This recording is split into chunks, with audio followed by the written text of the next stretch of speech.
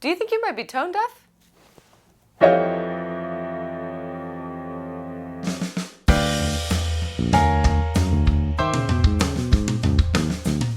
Being tone deaf would mean you can't recognize differences in pitch.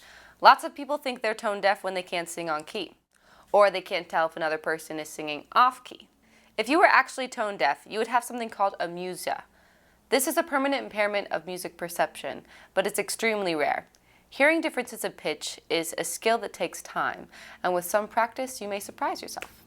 Here are some simple tips to help you develop your sense of pitch. Start with one note in the middle of the piano. Play it once. Then play another note higher or lower. Start with big intervals. Take a moment to hear the difference. Keep going, then make them smaller.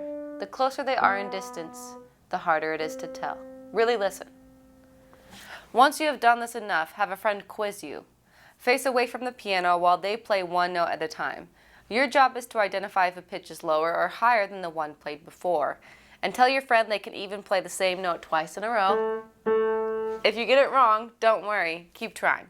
You can later challenge yourself by playing several notes in a row and drawing the shape of the melody.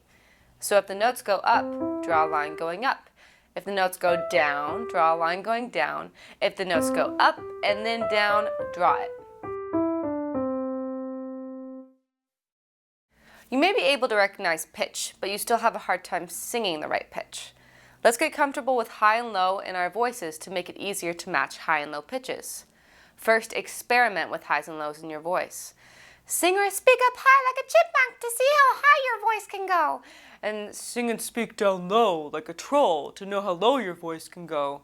Then try sliding your voice up from the low troll voice up to the high chipmunk voice and back down. Those are my tips for you. If you're looking for more ear training, Hoffman Academy is a great place to start. We learn our songs by listening and singing first, and then we put the songs on piano. Just know that like any skill, it takes time and patience. Good luck. Hey, thanks for watching. If you found this video helpful, give it a like so we know you want to see more topics like this one. We've got a whole team of music teachers answering questions and bringing you awesome lessons and tutorials every week.